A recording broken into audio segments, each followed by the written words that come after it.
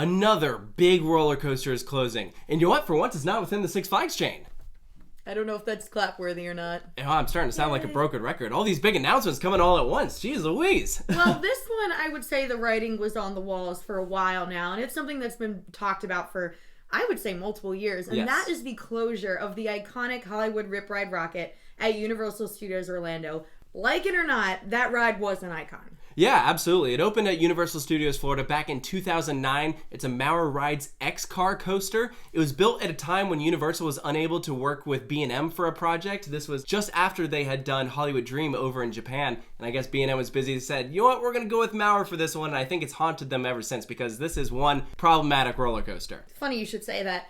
I cannot recommend watching El Toro Ryan's problematic coaster video enough. It was like so enlightening to see how much of an issue financially this ride is for Universal. Like, we're not going to bother trying to explain it. He does it 1,000 times better than we ever could. Yeah, and all of this is now making sense of why they want this ride gone. One of the big highlights of Rip Ride Rockit is that you get to pick a song, right? You pick a song from a different genre, and there were a lot of different options, like, depending on what kind of music you like.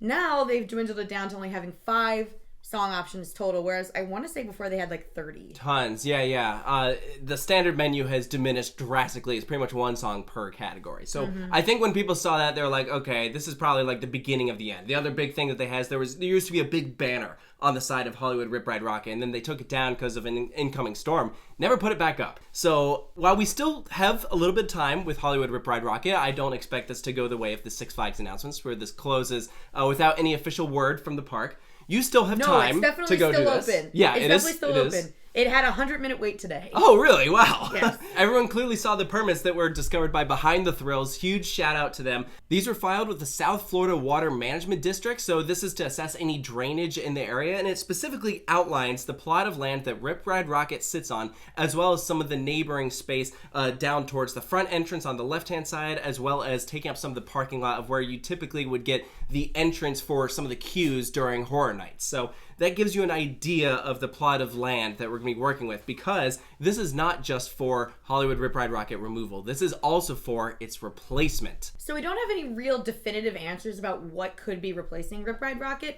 However, there was a notice of commencement that was filed that had Intamin's name written all over it. However, we don't know for sure if that was like for an existing ride, because they already have existing rides in the chain. But it could also be for a new project. Clearly, the company likes working with Intamin, between having Velocicoaster, which was an absolute smash, Fast and Furious, which is currently under construction, and Hiccup Swing Gliders, that's coming to Epic Universe. There's no shortage of Intamin attractions at Universal, so I would not be shocked if they did again. Yeah, and one of the big rumors or talk that's circulating is that this could be the East Coast version of Fast and Furious Hollywood Drift, which is, think about the Guardians of the Galaxy Cosmic Rewind system, but instead you're like doing inversion. So it's a much more extreme directional rotation. It's not a true spinning coaster. So that would make it a different ride experience from something like Velocicoaster, but still extreme. It'd be a modern, innovative thrill ride at Universal Studios Florida and give them a new standout attraction. Yeah, and one of the other things that's been tossed around is their vertical LSM launch, which we've done something like that already with Storm Coaster in Dubai. Yep. And it was really, really fun. There's a new one coming to Russia. So, and that's like a full layout besides Storm Coasters, like in a building, you know? Yeah, and,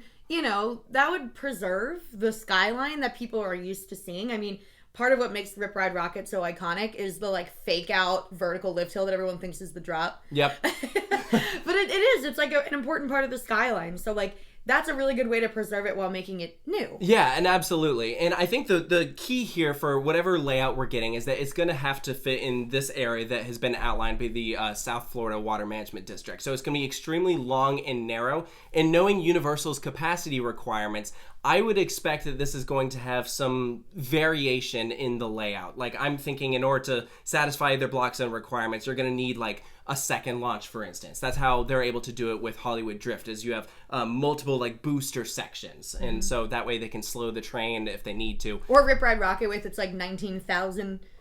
break sections. That's one of the big, like, complaints about Rip Ride Rockit, right? It's just like mid-course brake run, because that's how Maurer figured, all right, we can have, like, all these cars going. But the problem with Rip Ride Rockit is that each train only seats 12 riders. So now we can have, in theory, a much longer train, so you can have, like, a better layout, better ride experience, higher throughput. The other big thing that was discovered within these permits was a filing for 3 new buildings to be constructed, which, again, we don't know for sure, but it would make sense that they would represent a station, a maintenance bay, maybe a queue house. Yeah, absolutely. And the big thing with 2 of them is that they are on the opposite end of where the current station is for Rip Ride Rockit. We're talking like the end helix area, taking up a current backstage parking lot. So, in theory, if that is the station and queue and maintenance area, then that would mean a brand new entrance on the far end of the New York section, which is where that old Ghostbusters attraction is, and also where you would enter several of the Horror Nights houses. So that would be a radical change from the current setup with Rip Ride Rockit. And I might be getting really ahead of myself here even thinking about this because we're so early on in the project. But I can't help but wonder, like, what kind of theme they would go with, because right now, the entire surrounding area is, like, pretty much Minions on one side and then, like, Jimmy Fallon. Yeah. So, I'm curious, like, I don't think they would go with a Minions coaster for something that large and No, high. that's why you move the entrance. So then that way it's like not even a thought, right? Yeah, exactly. But, you know, I do wonder what kind of IP they would go with for this. If an IP at all. It could be an original theme like Stardust Racers. Yeah, it could be. I think it might be IP though. We'll see. It would kind of make sense with Universal. In the New York section, I know one idea that's been tossed around is Ghostbusters. That would be pretty cool. I would lose my ever-loving mind if they did that. I would love that. Reshape that end, like it's currently like a dead end by the Jimmy Fallon exit, and you could like build a whole plaza around the like Ghostbusters firehouse. That'd look awesome. It'd be so good. Please, I would be ecstatic. Yeah, and I think that would also fit within the concept of a thrill coaster. You know, there's a lot that you could do with it. Yeah, theme up the queue, put in the Ecto 1, and then you wouldn't really have much theming during the actual ride experience. It'd just be pretty much pure roller coaster because you're threading through these other big sound stages. They can't move those buildings because they need them for Horror Nights, which...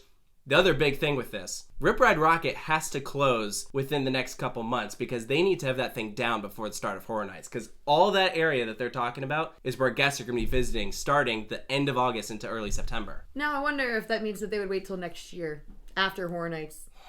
It's possible. I don't know. Yeah, this is going to have a very difficult construction process because of the timing of Horror Nights. Yeah, this is going to be an interesting one to watch. I think now that Epic Universe is getting ready to open, it makes sense to, shift to their next project. Yes, I agree. I get it. I get it. Close Rip Ride Rockit when focus is on a new park. Yeah, it's like, just don't look. Just pay attention to all the new stuff.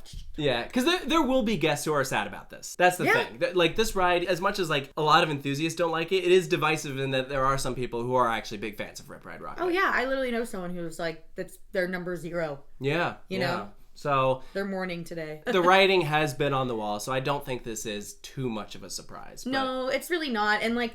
but when you put it next to all the other closures that have happened recently, it kind of just feels like, again? I'm not upset about it. I've been wanting this ride to be replaced for a long time. I'm not in the camp of mourning this thing. But with how many have happened at all at once, all the other parks... It's a little fatiguing. It is, but, if you were just like a normal, like, Universal guest who doesn't, like, closely watch every other theme park in the world like a hawk like we do, you're probably like, okay.